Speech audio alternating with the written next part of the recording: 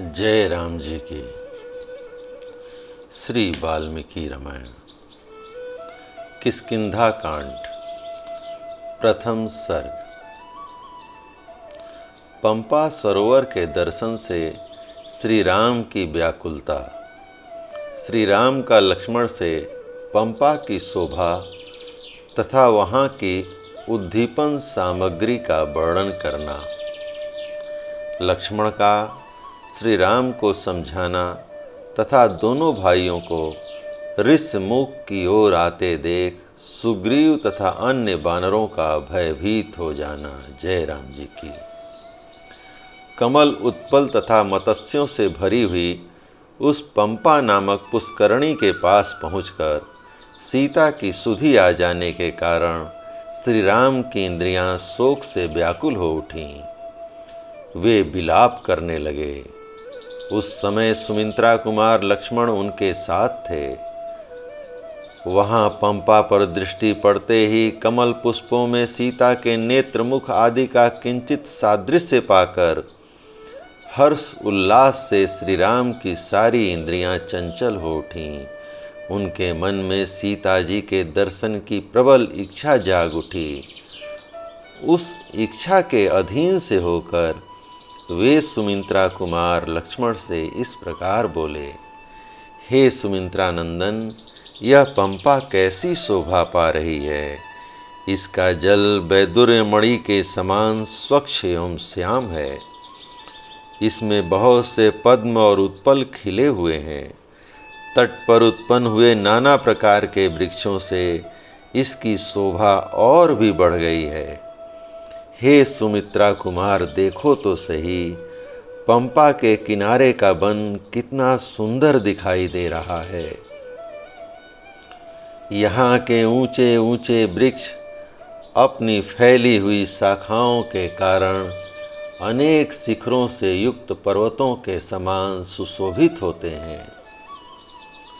परंतु मैं इस समय भारत के दुख और सीता हरण की चिंता के शोक से संतप्त हो रहा हूँ। परंतु मैं इस समय भरत के दुख और सीता हरण की चिंता से शोक संतप्त हो रहा हूँ। मानसिक वेदनाएं मुझे बहुत कष्ट पहुंचा रही हैं। यद्यपि मैं शोक से पीड़ित हूँ तो भी मुझे यह पंपा पुड़ी बड़ी सुहावनी लग रही है। इसके निकटवर्ती वन बड़े विचित्र दिखाई देते हैं। यह नाना प्रकार के फूलों से व्याप्त है। इसका जल बहुत शीतल है और यह बहुत सुखदायिनी प्रतीत होती है। कमलों से यह सारी पुष्करणी ढकी हुई है, इसलिए बड़ी सुंदर दिखाई देती है। इसके आसपास सर्प तथा हिंसक जंतु विचर रहे हैं। मृग आदि पशु और पक्षी भी सब ओर छा रहे हैं। नई नई घासों से ढका हुआ यह स्थान अपनी नीली पीली आभा के कारण अधिक शोभा पा रहा है। यहाँ वृक्षों के नाना प्रकार के पुष्प सब ओर बिखरे हुए हैं। इससे ऐसा जान पड़ता है मानो यहाँ बहुत से गलीचे बिछा दिए गए हों। चारों ओर वृक्षों के अग्रभाग फूलों के भार से लदे होने के कारण समृद्धशाली प्रतीत होते हैं। ऊपर से खिली हुई लताएं उनमें सब ओर से लिपटी हुई हैं। हे सुमित्रा नंदन, इस समय मंद मंद सुखदायिनी हवा चल रही है, जिससे कामना का उद्दीपन हो रहा है। सीता को देखने की इच्छा प्रबल हो उठी है। यह चैत्र का महीना है। वृक्षों में फूल और फल लग गए हैं और सब ओर मनोहर सुगंध छा रही है। लक्ष्मण, फूलों से सुशोभित होने वाले इन वनों के रूप तो देखो। ये उसी तरह फूलों की वर्षा कर रहे हैं जैसे मेघ जल की वृष्टि करते हैं। वन के ये विविध वृक्ष वायु के वेग से झूम झूम कर रमणीय शिलाओं पर फूल बरसा रहे हैं और यहाँ की भूमि को ढक देते हैं। हे सुमित्रा कुमार, उधर तो देखो। जो वृक्षों से झड़ गए हैं, झड़ रहे हैं तथा जो अभी डालियों में ही लगे हुए हैं, उन सभी फूलों के साथ सब ओर वायु खेल सा कर रही है।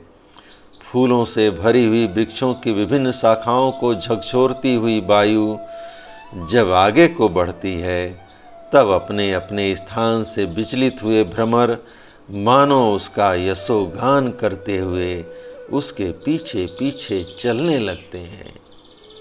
पर्वत की कंदरा से विशेष ध्वनि के साथ निकली हुई वायु मानो उच्च स्वर से गीत गा रही है। मतवाले कोकिलों के कलनाद वाद्य का काम देते हैं और उन वाद्यों की ध्वनि के साथ वह वायु इन झूमते हुए वृक्षों को मानो नृत्य की शिक्षा सी दे रही है। वायु के वेग पूर्वक हिलाने से जिनकी शाखाओं के अग्रभाग सब ओर से परस्पर सट गए हैं, वे वृक्ष एक दूसरे से गुथे हुए की भांति जान पड़ते हैं। मलय चंदन का स्पर्श करके बहने वाली यह शीतल वायु शरीर से छू जाने पर कितनी सुखद जान पड़ती है। यह थकावट दूर करती हुई बह रही है और सर्वत्र पवित्र सुगंध फैला रही है। मधुर मकरंद और सुगंध से भरे हुए इन वनों में गुनगुनाते हुए भ्रमरों के ब्याज से ये वायु द्वार हिलाए गए वृक्ष मानो नृत्य के साथ गान कर रहे हैं। अपने रमणीय पृष्ठभागों पर उत्पन्न फूलों से संपन्न तथा मन को लुभाने वाले विशाल वृक्षों से सटे हुए शिखर वाले पर्वत अद्भुत शोभा पा रहे हैं, जिनकी शाखाओं के अग्रभाग फूलों से ढके हैं, जो वायु के झोंके से हिल रहे हैं तथा भ्रमरों की पगड़ी के रूप में सिर पर धारण किए हुए हैं।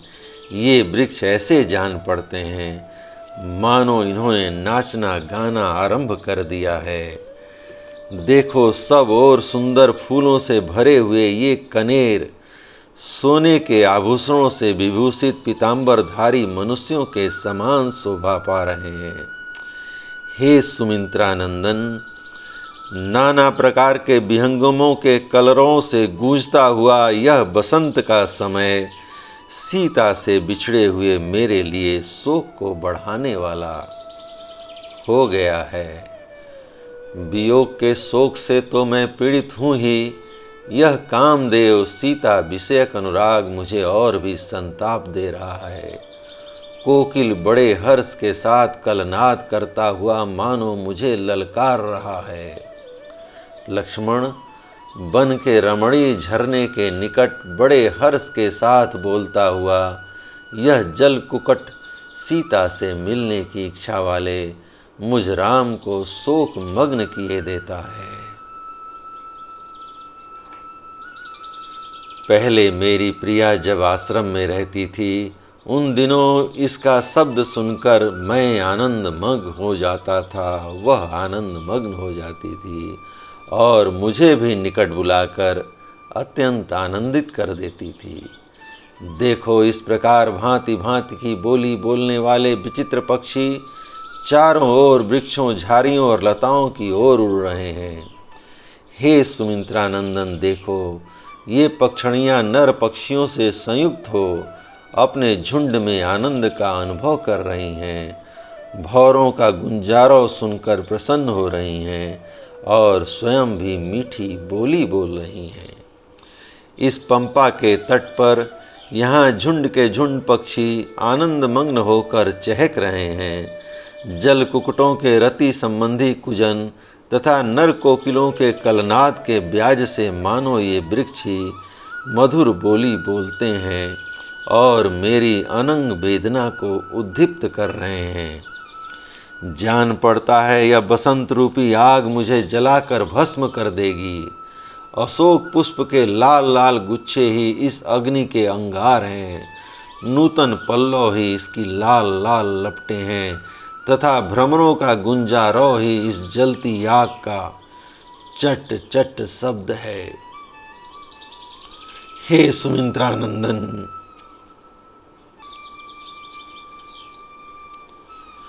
यदि मैं बरौनियों और सुंदर केसों वाली मधुर भाषणी सीता को न देख सका तो मुझे इस जीवन से कोई प्रयोजन नहीं है।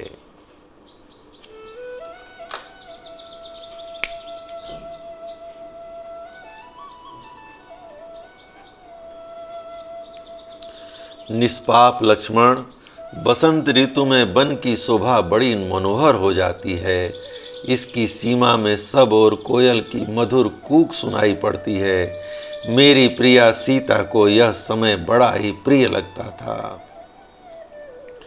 अनंग वेदना से उत्पन्न हुई शोकाग्नि बसंत ऋतु के गुणों का ईंधन पाकर बढ़ गई है। जान पड़ता है यह मुझे शीघ्र ही अविलंब जला देगी। अपनी उस प्रियतमा पत्नी को मैं नहीं देख पाता हूँ और इन मनोहर वृक्षों को देख रहा हूँ, इसलिए मेरा यह अनंग ज्वर और भी बढ़ता जा रहा है। विदेह नंदिनी सीता यहाँ मुझे नहीं दिखाई दे रही हैं, इसलिए मेरा शोक बढ़ाती हैं तथा मंद मलया नील के द्वारा संवेद संसर्ग का निवारण करने वाला यह बसंत भी मेरे शोक की वृद्धि कर रहा है। हे सुमित्रा कुमार मृगनयनी सीता, चिंता और शोक से बलपूर्वक पीड़ित किए गए मुझ राम को और भी संताप दे रही है। साथ ही यह वन में बहने वाली चैत्र मास की वायु भी मुझे पीड़ा दे रही है।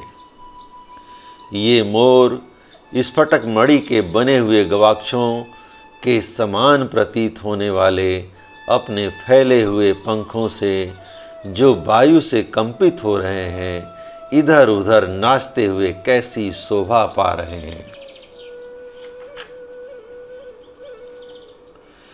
मयूरियों से घिरे हुए ये मदमत मयूर अनंग वेदना से संतप्त हुए मेरे इस काम पीड़ा को और बढ़ा रहे हैं। लक्ष्मण, वह देखो, पर्वत शिखर पर नाचते हुए अपने स्वामी मयूर के साथ साथ यह मोरनी भी काम पीड़ित होकर नाच रही है। मयूर भी अपने दोनों सुंदर पंखों को फैलाकर मन ही मन अपनी उसी रमा का अनुसरण कर रहा है तथा अपने मधुर स्वरों से मेरा उपहास करता सा जान पड़ता है। निश्चय ही वन में किसी राक्षस ने मोर की प्रिया का अपहरण नहीं किया है, इसलिए यह रमणीय वनों में अपनी बल्लभा के साथ नृत्य कर रहा है। फूलों से भरे हुए इस चैत्र मास में सीता के बिना यहाँ निवास करना मेरे लिए अत्यंत दुस्सह है। लक्ष्मण, देखो तो सही, त्रियग योनि में पड़े हुए प्राणियों में भी परस्पर कितना अधिक अनुराग है।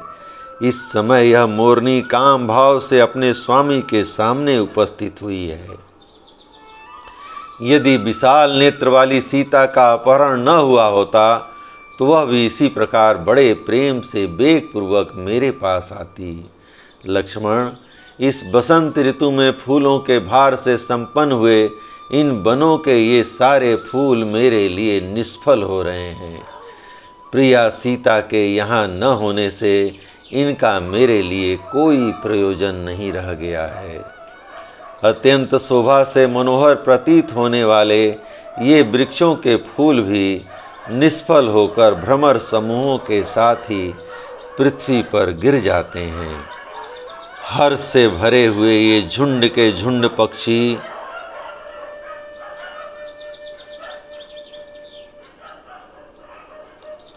एक दूसरे को बुलाते हुए से इच्छा अनुसार कलरव कर रहे हैं और मेरे मन में प्रेमोन्माद उत्पन्न किए देते हैं। जहाँ मेरी प्रिया सीता निवास करती है, वहाँ भी यदि इसी तरह बसंत छा रहा हो तो उसकी क्या दशा होगी। निश्चय ही वहाँ पराधीन हुई सीता मेरी ही तरह शोक कर रही होगी। अवश्य ही जहाँ सीता है उस एकांत स्थान में बसंत का प्रवेश नहीं है, तो भी मेरे बिना वह कजरारे नेत्रों वाली कमल नयनी सीता कैसे जीवित रह सकेगी। अथवा संभव है जहाँ मेरी प्रिया है वहाँ भी इसी तरह बसंत छा रहा हो। परंतु उसे तो शत्रुओं की डांट फटकार सुननी पड़ती होगी, अतः वह बेचारी सुंदरी क्या कर सकेगी। जिसकी अभी नई नई अवस्था है और प्रफुल्ल कमल दल के समान मनोहर नेत्र हैं, वह मीठी बोली बोलने वाली मेरी प्राण बल्लभा जानकी निश्चय ही इस बसंत ऋतु को पाकर अपने प्राण त्याग देगी। मेरे हृदय में यह विचार दृढ़ होता जा रहा है कि साध्वी सीता मुझसे अलग होकर अधिक काल तक जीवित नहीं रह सकती।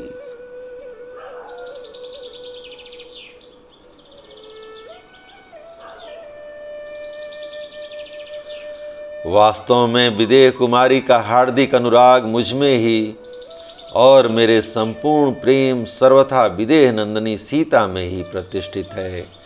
फूलों की सुगंध लेकर बहने वाली यह शीतल वायु, जिसका स्पर्श बहुत ही सुखद है, प्राण बल्लभा सीता की याद आने पर मुझे आग की भांति तपाने लगती है।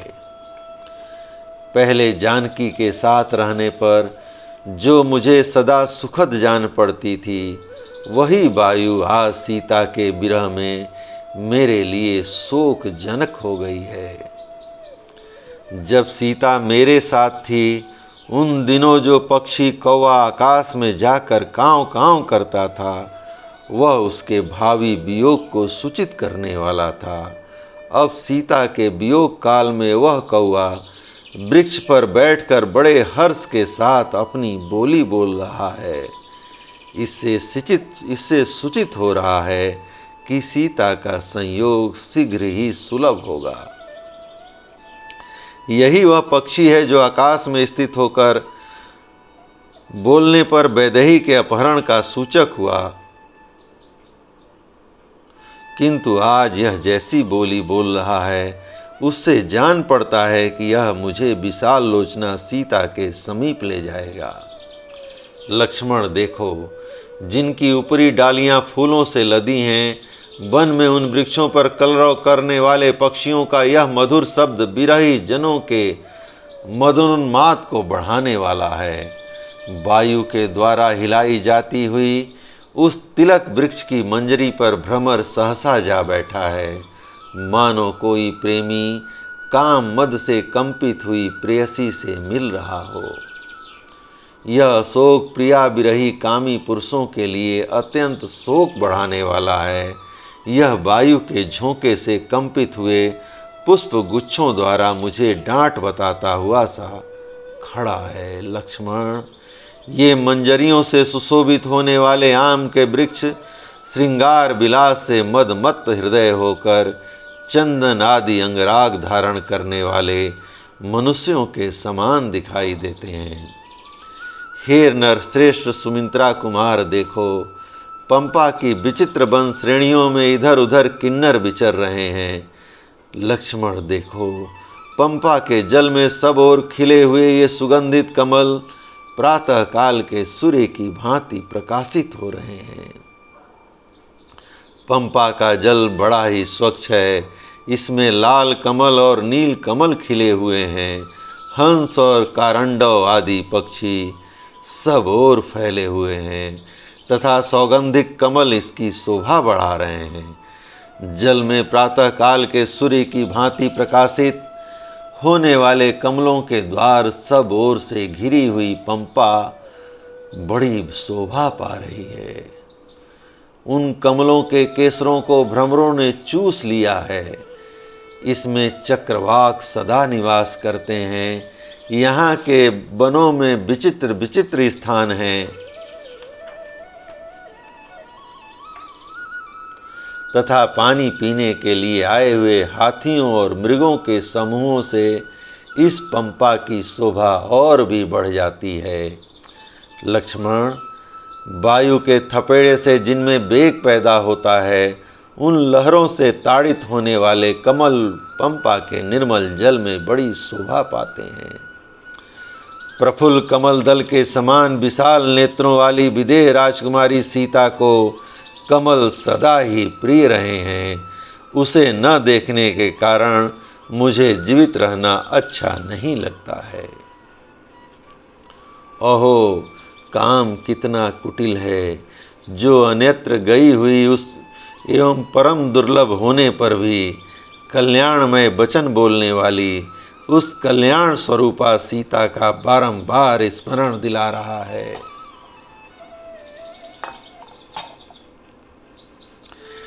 यदि खिले हुए वृक्षों वाला यह बसंत मुझ पर पुनः प्रहार न करे तो प्राप्त हुई काम वेदना को मैं किसी तरह मन में ही रोके रह सकता हूं।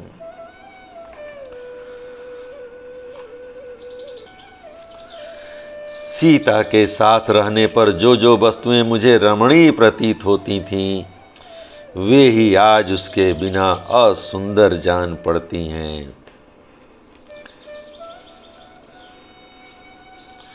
लक्ष्मण, ये कमल कोसों के दल सीता के नेत्र कोसों के समान हैं, इसलिए मेरी आंखें इन्हें ही देखना चाहती हैं।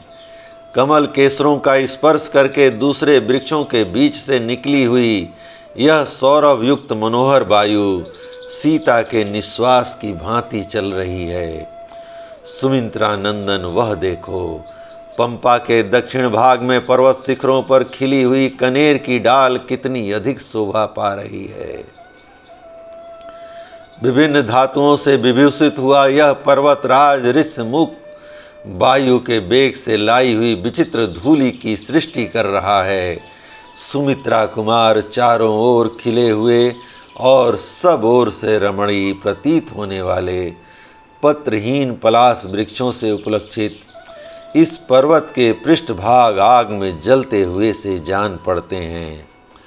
पंपा के तट पर उत्पन्न हुए ये वृक्ष इसी के जल से अभिषिक्त हो बढ़े हैं और मधुर मकरंद एवं गंध से संपन्न हुए हैं। इनके नाम हैं मालती, मल्लिका, पद्म और करबीर। ये सब के सब फूलों से सुशोभित हैं। केतकी, केवड़े, सिंधुवार तथा बासंती लताएं भी सुंदर फूलों से भरी हुई हैं। गंध भरी माधवी लता तथा कुंद कुसुमों की झाड़ियां सब ओर शोभा पा रही हैं। चिरी, बिल्लो, चिलबिल, महुआ, बेंत, मौलश्री, चंपा, तिलक और नाग केसर भी खिले दिखाई देते हैं। पर्वत के पृष्ठ भागों पर पद्धक और खिले हुए नील अशोक भी शोभा पाते हैं। वहीं सिंह के अयाल की भांति पिंगल बण वाले लोभ्र भी सुशोभित हो रहे हैं।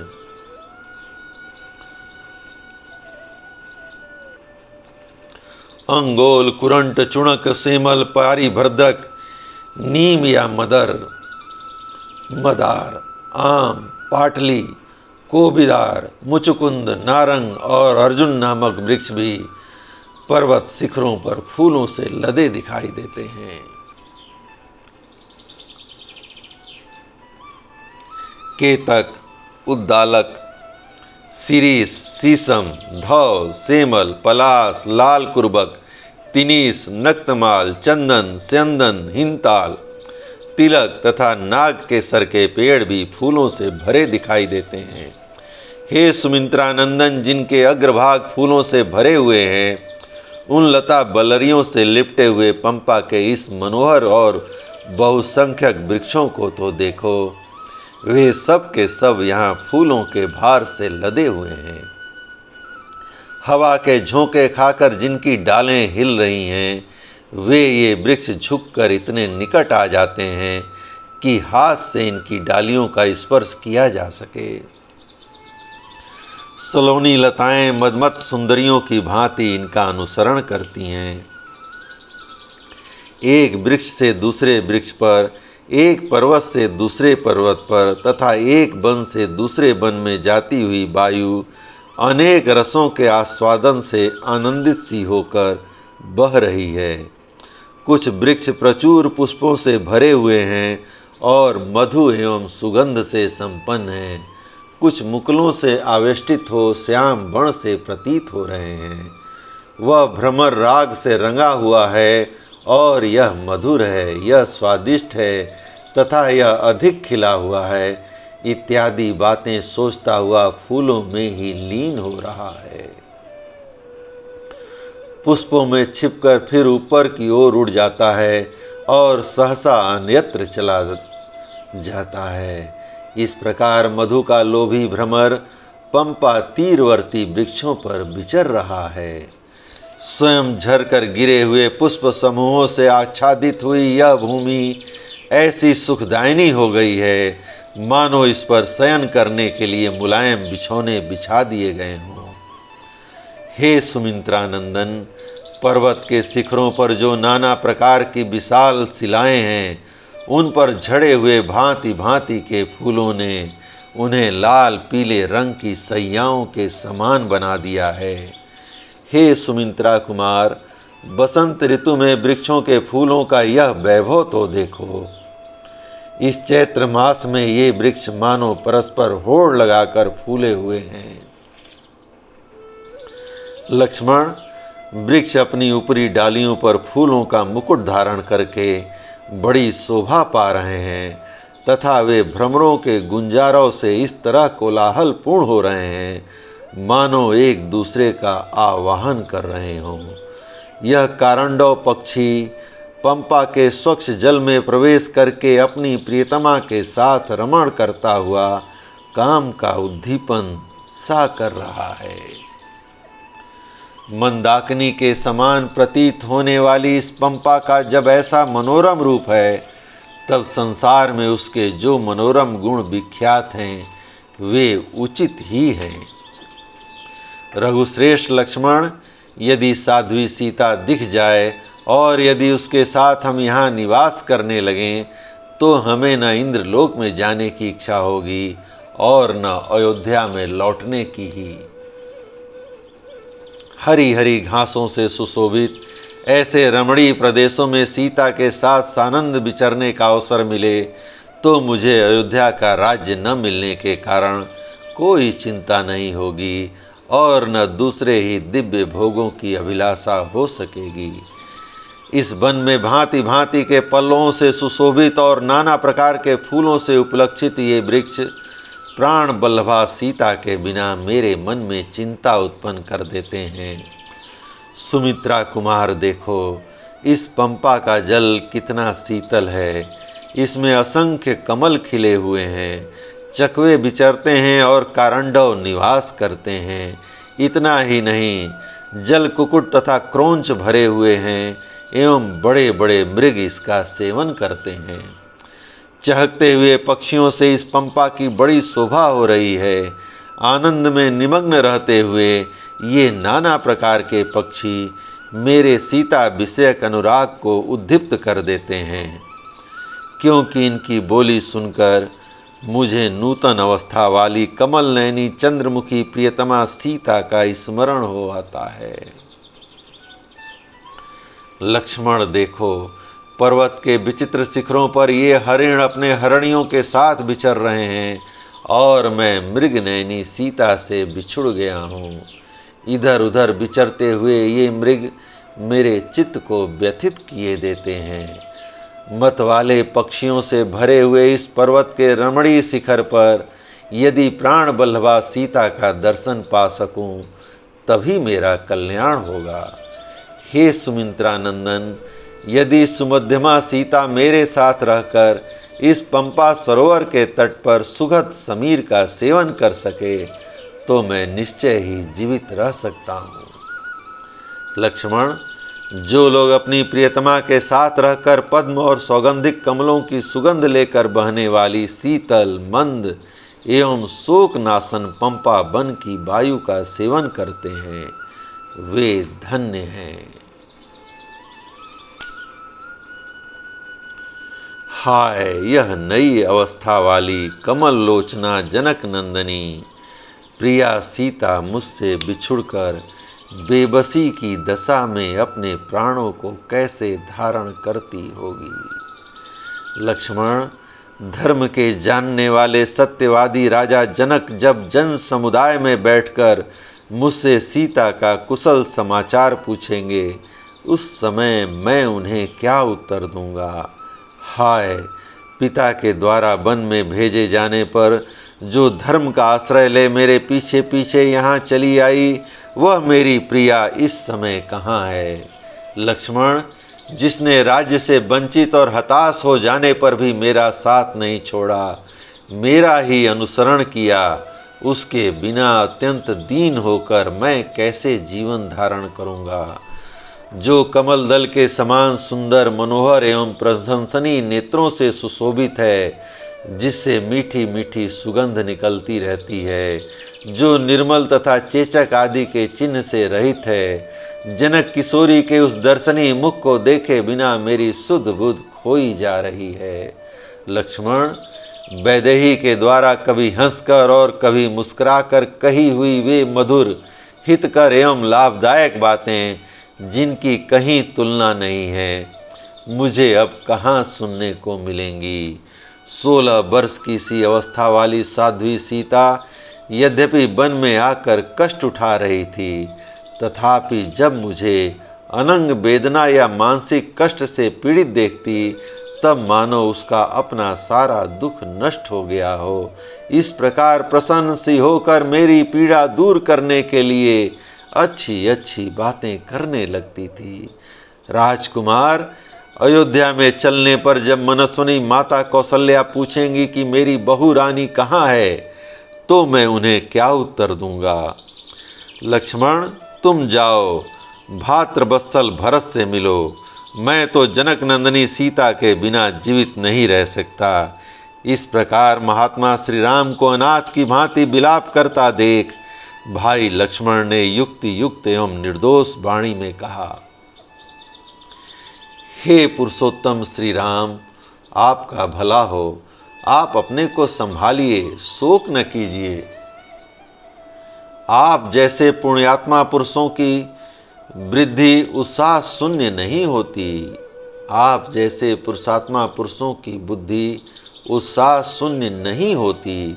स्वजनों के असंभावी वियोग का दुख सभी को सहना पड़ता है। इस बात को स्मरण करके अपने प्रियजनों के प्रति अधिक स्नेह, आसक्ति को त्याग दीजिए, क्योंकि जल आदि से भीगी हुई बत्ती भी अधिक स्नेह तेल में डुबो दी जाने पर जलने लगती है। तात, रघुनंदन, यदि रावण पाताल में या उससे भी अधिक दूर चला जाए तो भी वह अब किसी तरह जीवित नहीं रह सकता।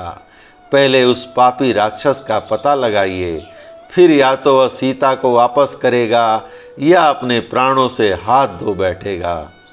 रावण यदि सीता को साथ लेकर दीति के गर्भ में जाकर छिप जाए तो भी मैं मिथिलेश कुमारी को लौटा न देगा तो उसे वहां मार डालूंगा। अतः आर्य, आप कल्याणकारी धैर्य को अपनाइए, वह दीनतापूर्ण विचार त्याग दीजिए। जिनका प्रयत्न और धन नष्ट हो गया है, वे पुरुष यदि उत्साहपूर्वक उद्योग न करें तो उन्हें उस अभिष्ट अर्थ की प्राप्ति नहीं हो सकती। भैया, उत्साह ही बलवान होता है, उत्साह से बढ़कर दूसरा कोई नहीं है। उत्साही पुरुष के लिए संसार में कोई भी वस्तु दुर्लभ नहीं है। जिनके हृदय में उत्साह होता है, वे पुरुष कठिन से कठिन कार्य आ पड़ने पर हिम्मत नहीं हारते।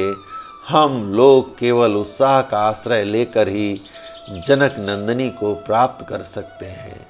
शोक को पीछे छोड़कर कामी से व्यवहार का त्याग कीजिए। आप महात्मा एवं कृतात्मा अंतःकरण वाले हैं, किंतु इस समय अपने आप को भूल गए हैं, अपने स्वरूप का स्मरण नहीं कर रहे हैं।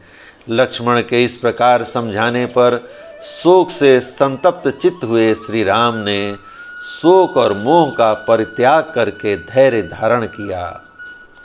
तदंतर व्यग्रता रहित शांत स्वरूप अचिंत्य पराक्रमी श्री रामचंद्र जी, जिसके तटवर्ती वृक्ष वायु के झोंके खाकर झूम रहे थे, उस परम सुंदर रमणीय पंपा सरोवर को लांघ कर आगे बढ़ चले। सीता के स्मरण से जिनका चित्त उद्विग्न हो गया था, अतएव जो दुख में डूबे हुए थे, वे महात्मा श्री राम लक्ष्मण की कही हुई बातों पर विचार करके सहसा सावधान हो गए और झरनों तथा कंदराओं सहित उस संपूर्ण वन का निरीक्षण करते हुए वहां से आगे को प्रस्थित हुए। मतवाले हाथी के समान विलासपूर्ण गति से चलने वाले शांत चित्त महात्मा लक्ष्मण आगे आगे चलते हुए श्री रघुनाथ जी की उनके अनुकूल चेष्टा करते धर्म और बल के द्वारा रक्षा करने लगे। ऋषमुख पर्वत के समीप विचरने वाले बलवान बानर राज सुग्रीव पंपा के निकट घूम रहे थे। उसी समय उन्होंने उन अद्भुत दर्शनीय वीर श्री राम और लक्ष्मण को देखा। देखते ही उनके मन में यह भय हो गया कि हो न हो इन्हें मेरे शत्रु बाली ने ही भेजा होगा। फिर तो वे इतने डर गए कि खाने पीने आदि की भी चेष्टा न कर सके। हाथी के समान मंद गति से चलने वाले महामना बानर राज सुग्रीव जो वहां विचर रहे थे, उस समय एक साथ आगे बढ़ते हुए उन दोनों भाइयों को देखकर चिंतित हो उठे। भय के भारी भार से उनका उत्साह नष्ट हो गया। वे महान दुख में पड़ गए। मतंग मुनि का वह आश्रम परम पवित्र एवं सुखदायक था। मुनि के शाप से उसमें बाली का प्रवेश होना कठिन था, इसलिए वह दूसरे बानरों का आश्रय बना हुआ था। उस आश्रम या वन के भीतर सदा ही अनेकानेक शाखा मृग निवास करते थे। उस दिन उन महातेजस्वी श्री राम और लक्ष्मण को देखकर दूसरे दूसरे बानर भी भयभीत हो आश्रम के भीतर चले गए। जय राम जी की। इस प्रकार श्री वाल्मीकि निर्मित आर्ष रामायण आदि काव्य के किष्किंधा कांड का पहला सर्ग प्रभु श्री राम की कृपा से पूर्ण हुआ। जय राम जी की।